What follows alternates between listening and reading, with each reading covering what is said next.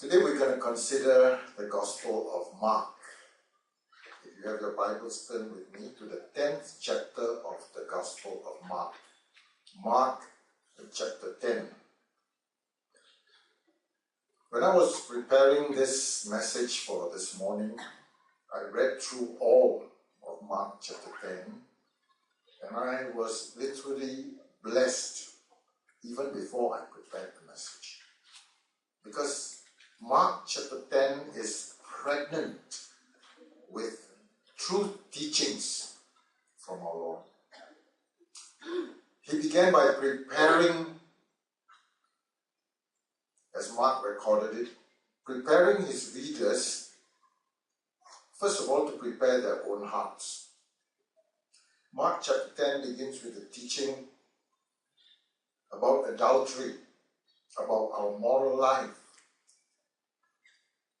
And then he goes on from verse 13 to verse 15, and we were reminded this morning as we saw the little children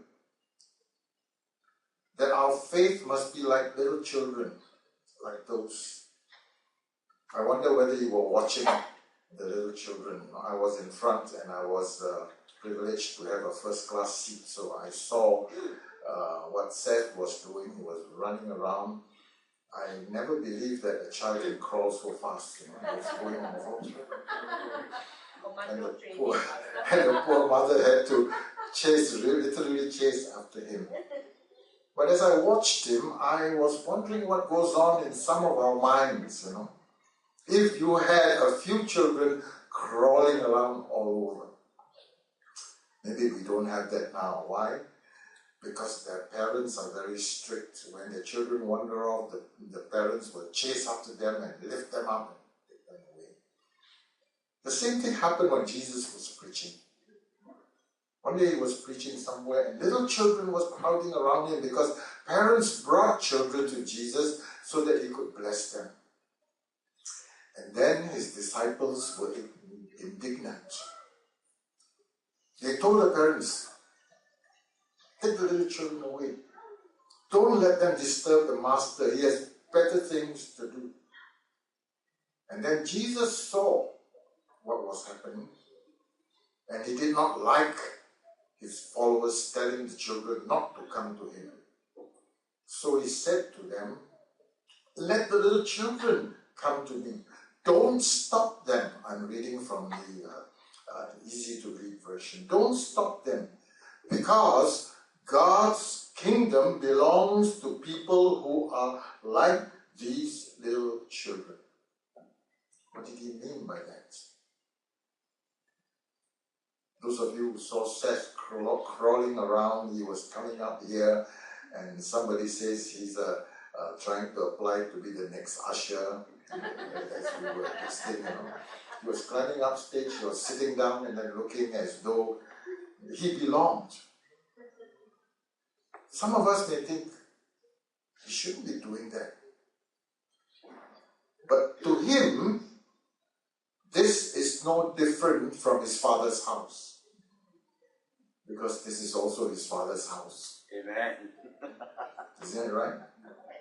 When I say his father, I know you're thinking of Benjamin. But this is also his father's house. He has a right. To him, I belong here. You adults can sit down, but I'm a child, I can crawl around. I need to be free, I need to exercise my muscles so that I can grow. You see, the disciples were indignant because these little children, can you imagine parents bringing their little children and 10 of them like Seth, like that, crawling around, probably pulling his leg, pulling his tunic. And so the disciples said, take them away, take them away. And when Jesus saw what happened, he did not like his followers telling the children not to come. And he said to them, let the little children come to me. Don't stop them, because God's kingdom, did you see the word? God's kingdom belongs to people who are like these children. The truth is, we must accept God's kingdom like a child, or we will not enter into it. And Jesus then took the little children into his arms. He laid hands on them and he blessed them. What a chapter. What encouragement to read. But that's not all. Besides that, in Mark chapter 10, you read of Jesus prophesying his coming death. And then way down there, from verse 17 to verse 29, he spoke about what the kingdom of God is and how difficult it is for those who have wealth to come to inherit the kingdom of God. It's a story about the rich young man who came to him and asked him, what must I do to inherit eternal life? So Jesus' answer to him was simple. He said, you already know. You know the law of Moses. You go ahead and do it. And this young man answered smartly, oh, I have done all these since I was a boy. And then Jesus said to him, then go and sell all you have and give it to the poor. And the young man went away grieving. He was very sad. He was upset because he had too much money to give away. He was wealthy. I don't like to use the word filthy. You know, some people would say he's filthy rich, and I don't know where that word comes from. How can you be filthy when you're rich? I don't understand it. But he was so rich that he just couldn't give away his money. And then right there, at the bottom of the chapter, the last part of the chapter, is a sad story of a blind man. And to prepare our hearts, I like to listen to one of my favorite songs. I like this old-fashioned songs. When I was in Vietnam, the Sarah's children say, old man's song. So I'm going to ask our AV people to just play this song. And I just want you to listen to this song. This song is a story about the blind man called Bartimaeus. And it's entitled, When Jesus Came.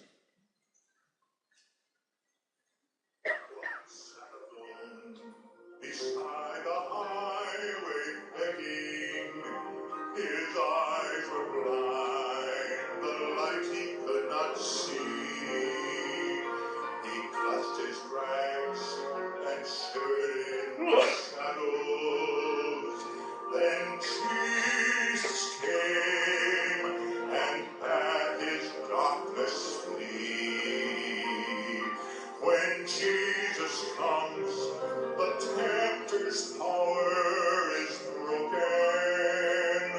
When Jesus comes, the tears are wiped away. He takes the gloom and fills the light with glory. For all is changed when Jesus comes to stay. When Jesus comes, the tempter's power is broken. When Jesus comes, the tears are wiped away. He takes the gloom and fills the light with glory. For all is changed when Jesus comes to stay.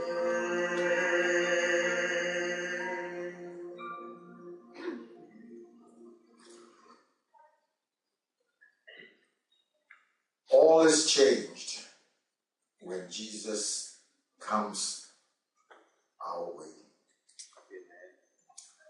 Mark chapter 10 verse 46 on tells us a story of a poor beggar. Not only was he a beggar, you know, to be a beggar is something really unthinkable. To depend on people's kindness. Some will snub you, some will scold you. Little children will even kick you. We don't see many beggars in Singapore because of our government. But in those early days, beggars used to throng the streets, especially in Joo-Chiat, Geylang, along temples, every religious place you'll find beggars.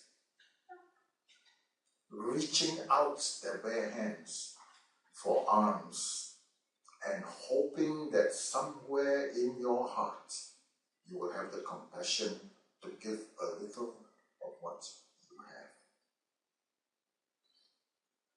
Ironically, we just read of the rich man who had so much he couldn't give it away. But what about those who had little?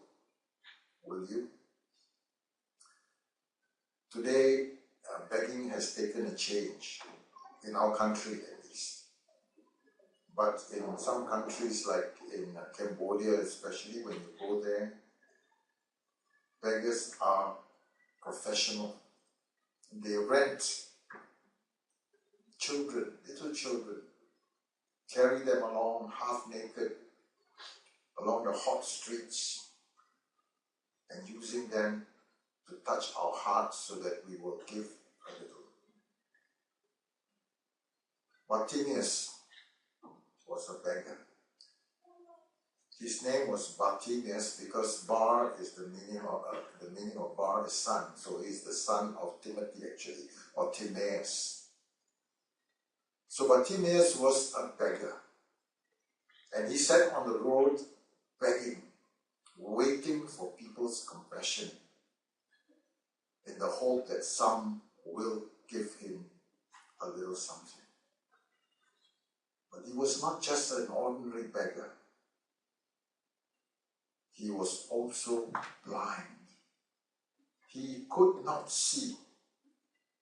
So can you imagine this beggar waiting at the roadside and hoping for someone to have compassion on him to give him something? I suppose he couldn't see. He couldn't see anything, so that even if people passed by, if they passed by quietly, he would not reach his hands out. But though he was blind, he was not deaf. As he sat there by the roadside, and as people passed by, now don't forget, the roadside then is not like our roadside where there's a lot of traffic, cars moving around, and they don't have cars that are invented then yet. Probably it was more foot traffic and maybe horse and carriage for the richer one, or donkeys and asses. But as he sat there by the wayside, I wouldn't even dare to say it's dusty or not, maybe road, paved roads. As he sat there by the roadside, though he was blind, though he could not see, he was not deaf. He could hear. And I guess God made us in such a way that when one of our faculties, one of our organs, like when our eyes are blind, our ears become extra sensitive. Because the blind actually live by their ears, what they can hear. And they live by their feelings. Today, the blind carry a white stick so that you know they are blind. But his ears were sensitive. And because he was blind, his vision was shut off from all the distractions. And I guess he concentrated on his ears, listening. Of course, you heard many stories. And you can imagine, maybe people quarreling, maybe people arguing, maybe people talking about the news. No newspapers then, he couldn't, even if there were newspapers, he couldn't read it. But he got all his news, he got all his update by just sitting by the wayside and listening. Amongst the things he heard as he was listening, over and over and over again, he heard his name, Jesus. No, maybe he was blind, but he knew the scriptures. He knew about Jesus. He knew that he was the descendant of David. And he knew, and not only he knew, I guess he believed in his heart that this Jesus is the Savior, the Messiah. As he sat, as he listened, he heard a lot of things about this Jesus. How the crippled was allowed to walk. How the blind was able to see because he spat in the mud and rubbed his eyes. The lame walk, the lepers were healed, the blind see, even the dead was risen again. Being blind, his hope was totally raised up. He hoped that he may be a part of this inheritance. And his hope was that he could see again. I guess if you read in context, he made up his mind, he prepared his hope, and I guess it would sound like this: if only I had a chance, if Jesus would only come this way, I'm going to ask him, and I'm just going to ask him that I can see again. Not much. I would not want to ask him for $1 million. I don't want to ask him to make me a rich man. I don't want to ask him to give me a wife or a house. All I want is that I can see again. His hope was based on what he heard. He had never seen Jesus. He didn't even know if Jesus came, he would recognize him or know him. He just hoped that Jesus would come his way. When Jesus comes, I'm going to ask him to let me see again. Then one day, I'm telling you this from the part of Bartimaeus, as he sat there in darkness, gloom, day in and day out. He could hear the birds chirping, but he never saw what the birds are. He never saw the beautiful colors. He could hear the bees, he could hear the mosquitoes buzzing around, but he'd never seen them because his eyes were shut off. The light could not enter his eyes. He could see nothing. To him, his whole world was darkness. He slept in darkness and he woke up in darkness. It was night to him, perpetual night all day long. Can you imagine a life like that? But his hope was that one day Jesus would come his way. And then imagine this: one day as he sat there, I don't know what time he started, or I don't know what time he went back, I don't know how he went back, I don't even know whether he has a house or not. But one day as he sat there in his usual position, with his usual cloak, his beggar's cloak that kept him warm at night, maybe that was his bedroom too, maybe that was where he slept too. One day he heard the exciting whispers, Jesus, Jesus. Maybe that's all he heard at first. He's coming, he's coming. Oh, he's there across the street, he's walking this way. His hope that was dormant suddenly began to soar. And he wished and hoped that Jesus would come his way. And if Jesus did come, all he wanted was to ask Jesus. Finally he heard. Probably he heard the crowd saying, move, move, move, let Jesus through, let Jesus through. And he did something that annoyed the people. Like the disciples were annoyed when the parents brought children and the disciples told them to take the children away, don't let him disturb. He began to shout. He shouted, I guess, on top of his voice, Jesus, Jesus, thou son of David, have mercy on me, Jesus, Jesus. And they stopped him and they scolded him. The people scolded him. Just shut up, don't make so much noise. The master is going to teach you, shut up, shut up. But the more they say shut up, the more he shouted, Jesus, Jesus, have mercy on me. And then Jesus stopped. While the people told him to shut up, Jesus heard him. Jesus stopped. And he said to the people, he said to his disciples, call him. Ask that man to come. First he heard the stories. And then he heard the footsteps.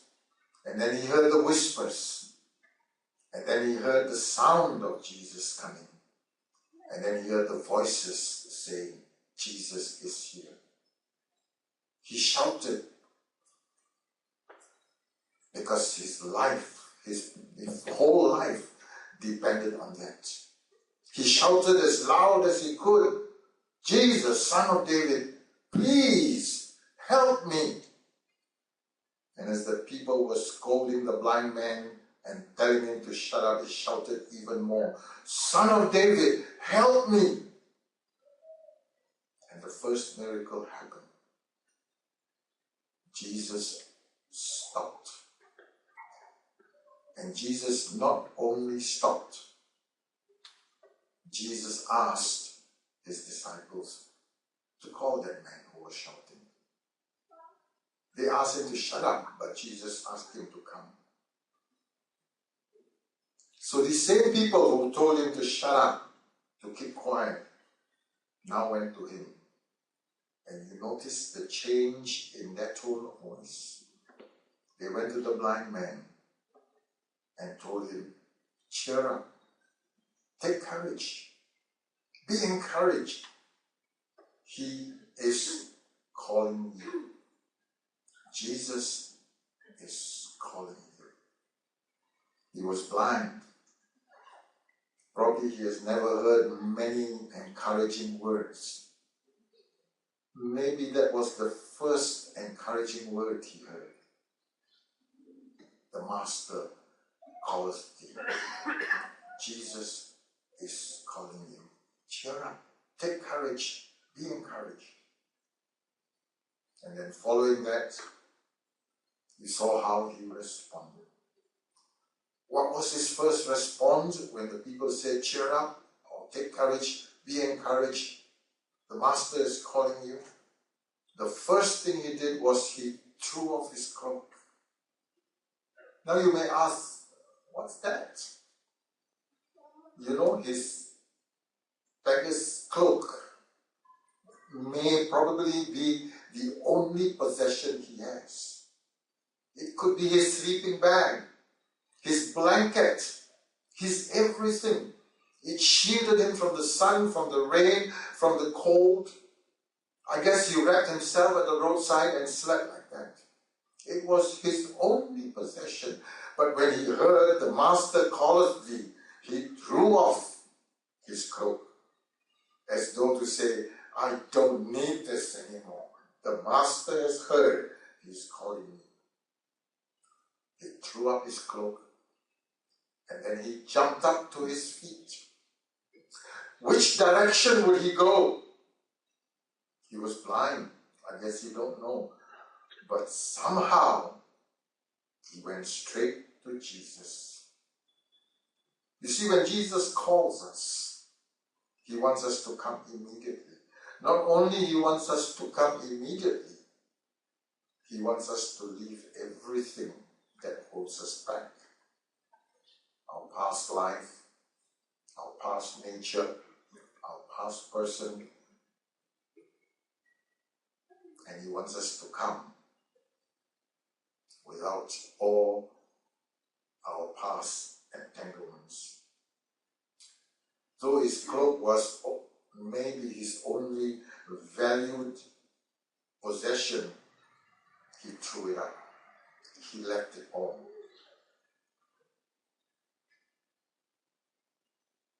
Often when God comes to us, when he calls us, He wants us to leave a lot of things behind.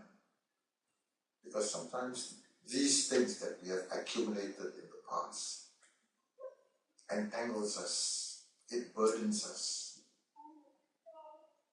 Like the rich man who was asked to follow Jesus, he couldn't because he was loaded with his wealth.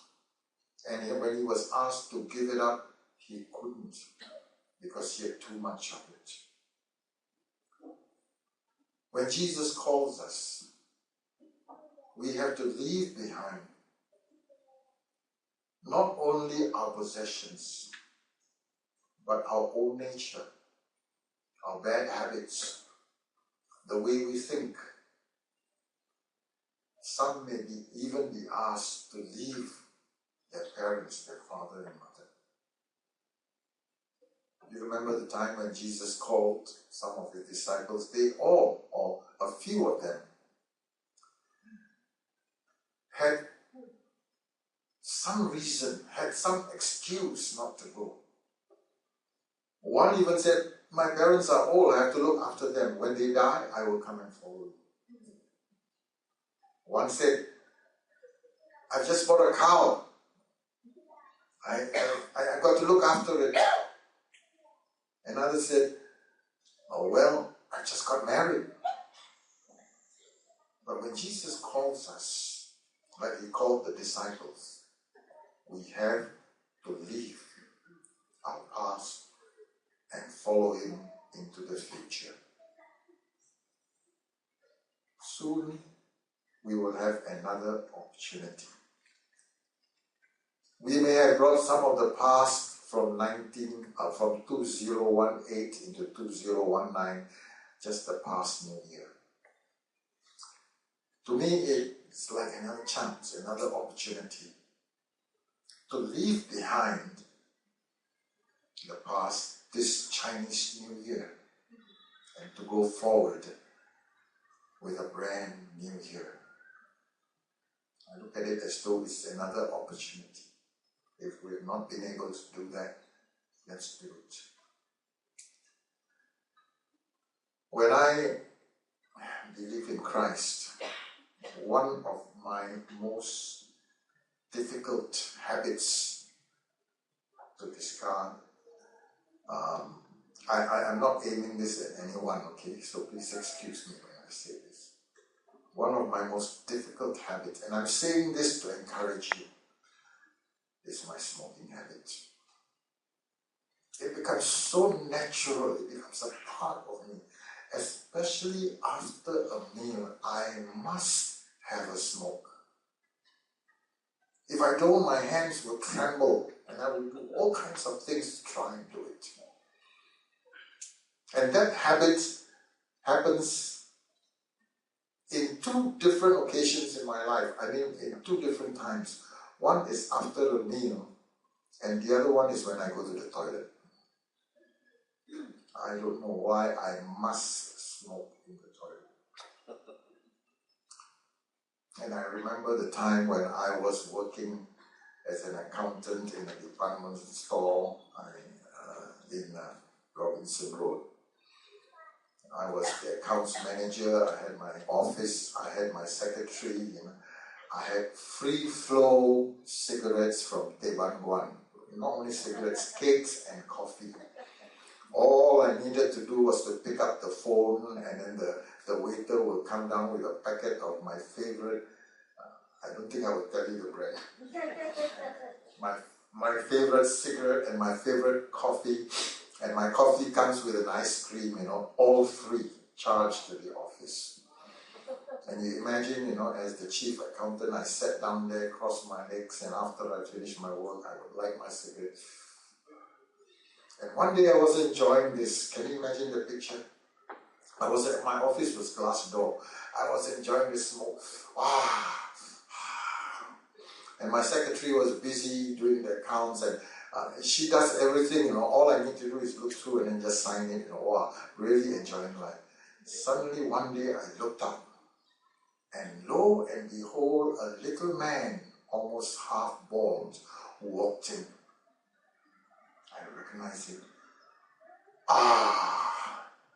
Mr. Sipun Su. He was not only my mentor, but he was the elder of Bethesda Frankel Estate Church, and he was the one who picked me up when I came out from prison. What to do? Cigarette in the hand. Nowhere to hide it. You know what I did with it? I'm sure you've heard it. I swallowed the whole cigarette. Live cigarette. I don't know how I did it. I swallowed it all through. And when Mr. C came in, I pretended everything was clear. Of course, the ashtray went into my drawer and he just closed my drawer. But the stink was still there.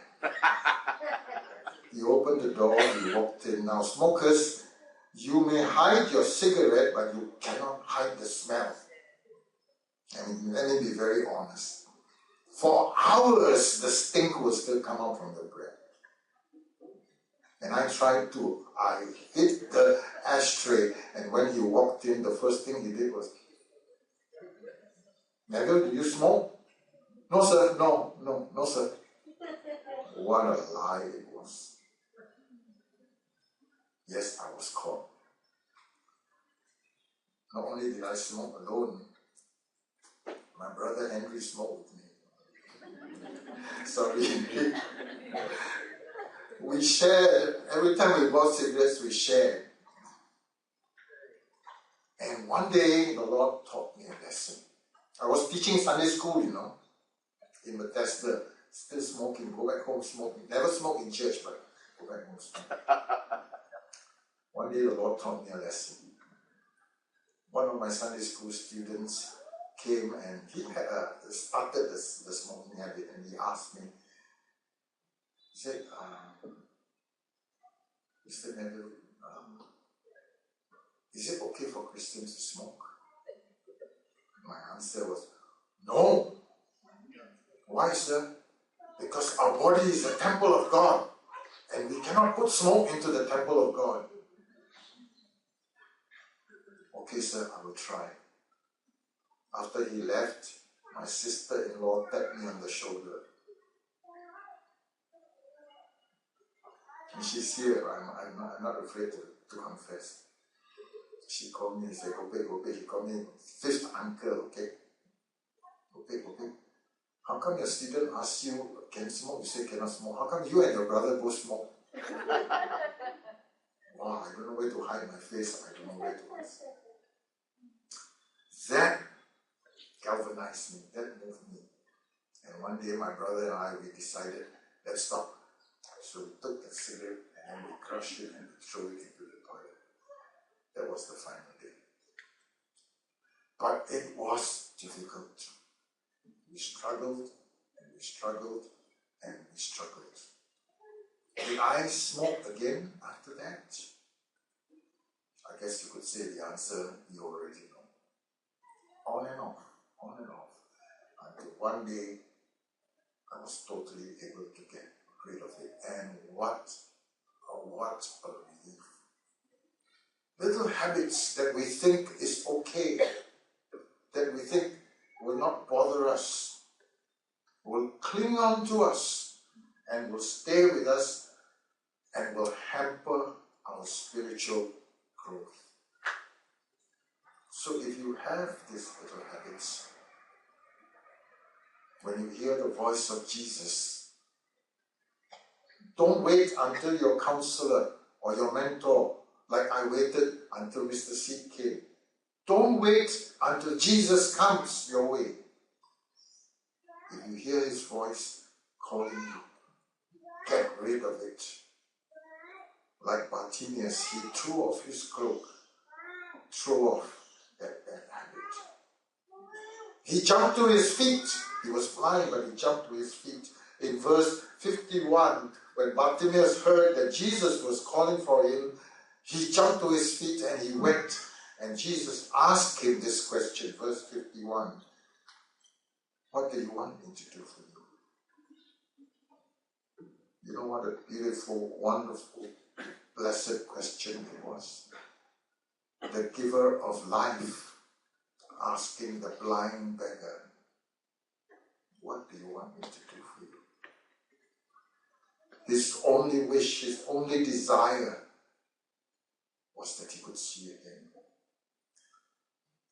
So he asked Jesus, Rabbi or teacher, I want to see. Remember I spoke to you about the crippled at the pool?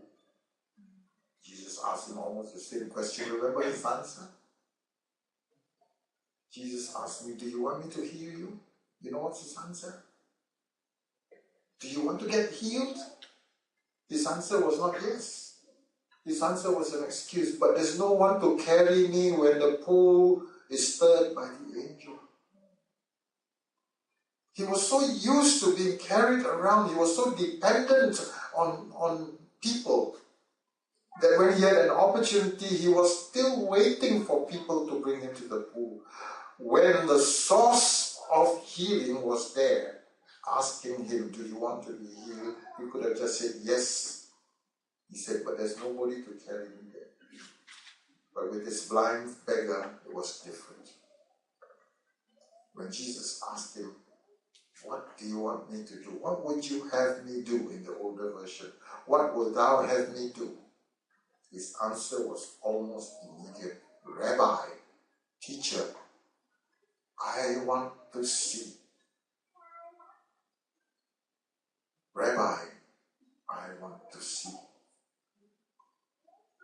Jesus did not reach out, touch his eyes, or take mud and spat on it like the other incident. He came to Jesus and he said, I want to see. And Jesus said, go. Go. I want to see. Jesus said, go. You are already healed because you believed. Your faith has healed you. Go your way. Yes, Bartimaeus was blind in his eyes. The lights could not get in.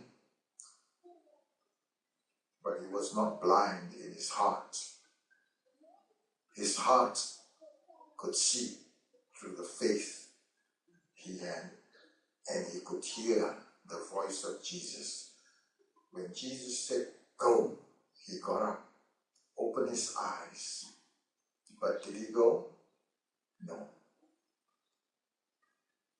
He stayed on. You see, Paul wrote in Romans chapter 10, verse 17, faith comes from hearing the good news. And people hear the good news when someone tells them about Christ. Who told Bartimaeus about Christ? Many people. As they walked by, they spoke about Christ, what he had done. Some of them even said, he is the Messiah. He heard.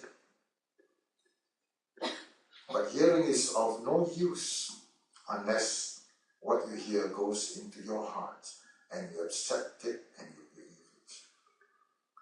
Bartimaeus sat begging at the road and he heard about Jesus and he believed in his heart that Jesus is the answer to his blindness. He clung on to it like he clung on to his cloak. When the time came, he did not cling on to his cloak anymore. He got rid of it when he heard Jesus. He shouted, David, the son of David, have mercy on me. Jesus stopped, called Bartimaeus to him. Bartimaeus knew when he came to Jesus that he did not deserve it. You know what's that called? It's called grace.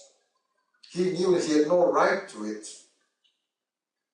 He knew he should not ask. How dare he? But he did. Because Jesus asked him, what do you want me to do for you? When a master asks us that, let's answer from our heart. I want to see. And Bartimaeus said, sometimes when God calls us, like Jesus called Bartimaeus. People scolded him and people tell him, don't bother the master. You are deaf. You are not deaf. You are blind. You're a beggar. You should not even go near him. You're smelly. Sometimes when God calls us, people may dissuade us. People may say, you got no education. Who are you? You know, that's the way I felt when I was first called by the Lord. You know, that's what some of my friends even say. You want to go become a priest. They don't know what is the difference between pastor and priest. You want to become a priest. You want to be like Reverend Kua. You know Reverend Kua, they call him Sentau Kua. You want to be like Sentau Kua. You know how I felt? I felt maybe they're right. How can I mean, after all, who would accept me? You know, even if I go to Bible college, I graduate with a doctorate, who would invite me? People will do that when God calls you. But Bartimaeus did not allow people to dissuade him. He humbly went to Jesus and said, Lord, have mercy on me, thou son of David. And Jesus answered him. So when Jesus said, go, he received his healing, but that was not enough. He wanted to go with the healer. Jesus said, go. Bartimaeus came to Jesus and followed Jesus. Instead of leaving, after he received his sight, the Bible tells us that Bartimaeus followed Jesus. Because he did not just want the healing alone. He also wanted to have the healer with him. Many times we receive healing from the Lord, but we leave the healer and we go away. Isn't it true? I've seen many people do that. When they have a need, they pray and they ask the Lord, heal me, and then when they get the healing, they leave the healer and go back to their old life. Jesus does not only want to heal us, he wants to salvage us. He wants to save us from the past life that we lived in. That's what Jesus wants to do for us. What do you want God to do for you? If you hear his voice today speaking to you quietly, what do you want me to do for you? Do you have a need? Would you answer him with what's in your heart, sincerely, believing that he will do it? Whatever you ask from me, Jesus said, in my name, I will do it.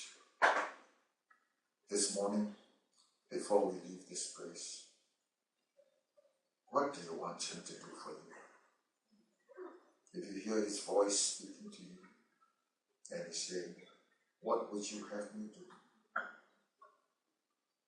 What would you do? Jesus is calling you. He's saying to you, come unto me, all ye who labor and are heavy laden, and I will give you rest. He is calling, and if you have a need,